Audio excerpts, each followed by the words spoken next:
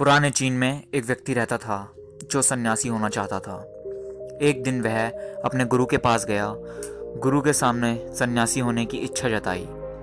गुरु ने कहा कि तू सच में सन्यासी होना चाहता है या बस सन्यासी दिखना चाहता है।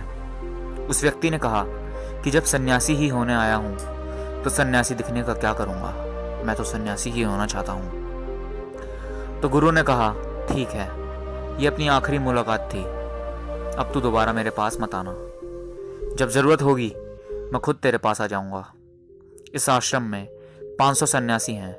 उन 500 सन्यासियों के लिए तुझे चावल कूटने का काम करना होगा। ऐसा कहा जाता है कि वह सन्यासी अगले 12 वर्षों तक चौखट के पीछे एक हल्के अंधेरे से कमरे में बस चावल ही कूटता रहा। वह सुबह से उठता, चावल कूटता, रात तक थक जाता तो सो जाता।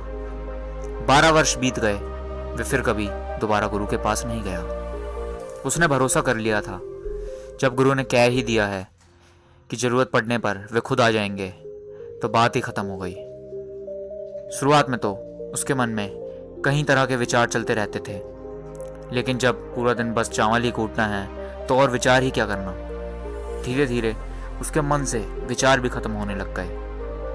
वह बस सुबह उठने से लेकर रात होने तक बस चावल ही कूटता रहता था। जब गुरु ने कह ही दिया है कि तुझे बस चावल ही कूटना है, तो बस सारे प्रश्न ही खत्म हो गए। गुरु ने कहा है तो सही ही कहा होगा।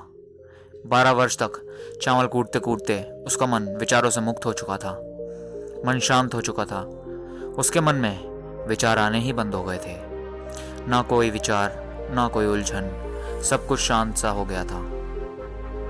12 वर्ष बीत जाने के बाद गुरु ने घोषणा की कि मेरे जाने का समय आ चुका है। जो भी व्यक्ति मेरा उत्तराधिकारी बनना चाहता है, वो आज रात मेरे कमरे की दीवार के बाहर 4 पंक्तियां लिख जाए, जिसमें जीवन का सत्य उजागर हो, जिसमें उसके और उसके विचारों का सत्य उजागर होता हो, लेकिन ये विचार उसके खुद के होने चाहिए। ये उसका खुद का अनुभव होना चाहिए।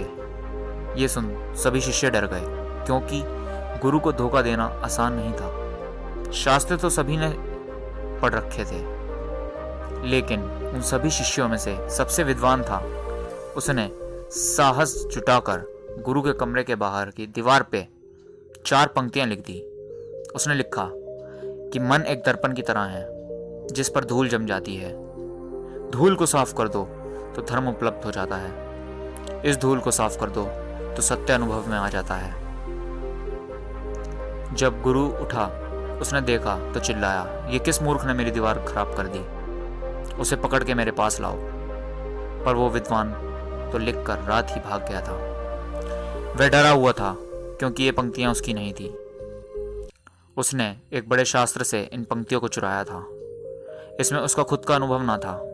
शब्द अच्छे तो थे, लेकिन उनमें प्राण नहीं थे।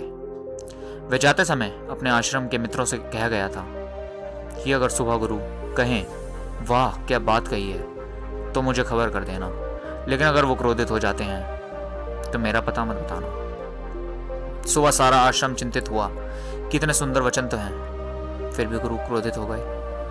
जबकि सन्यासी ने ठीक ही तो लिखा है। अब देखते हैं गुरु इससे बेहतर बात कहां से लाते हैं। पूरे आश्रम में ये बातें हो रही थी। कुछ शिष्य उस चावल कूटने वाले व्यक्ति के पास से इसी बारे में बात करते हुए जा रहे थे। उसने भी उन चारों की बात सुनी। बात सुनकर वह हंसने लगा।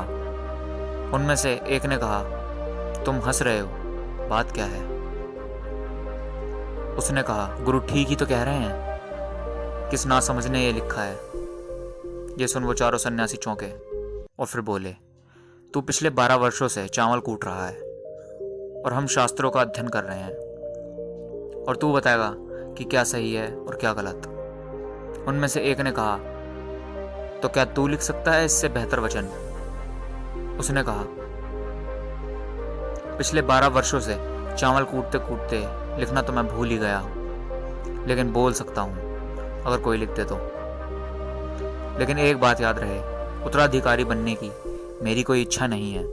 अगर इसे लिखने की वजह से मुझे उत्तराधिकारी बनना पड़े तो मुझे लिखवाना भी नहीं है।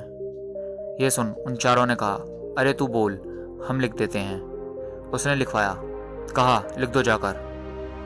कैसा दर्पण कैसी धूल, ना कोई दर्पण ना कोई धूल, जो इसे जान लेता है धर्म को उपलब्ध हो जाता है, सत्य को उपलब्ध हो जाता है। आधी रात को उस चावल कूटने वाले के पास गुरु आए और कहा, अब तू यहाँ नहीं रह सकता, यहाँ से भाग जा, वरना ये 500 तुझे मार डालेंगे। ये ले मेरा चोगा, मेरा उत्तराधिकारी तू बनना चाहे या ना बनना चाहे, इससे कोई फर्क नहीं पड़ता। मैंने तो तुझे ही अपना उत्तराधिकारी मान लिया है। लेकिन अब तू इस आश्रम से भाग जा, क्योंकि ये तुझे जीने ना देंगे। ये सब बर्दाश्त नहीं कर पाएंगे कि एक चावल कूटने वाले को आत्मज्ञान प्राप्त हो गया और ये शास्त्रों पर सर पीटते रह गए। इसलिए तू यहाँ से चला जा। विचार शून्यता के बारे में एक बार गौतम बुद्ध ने भी अपने एक शिष्य से कहा था कि जब तुम्हारे मन में विचार उठना बंद हो जाएंगे तब तुम सत्य को उपलब्ध हो जाओगे।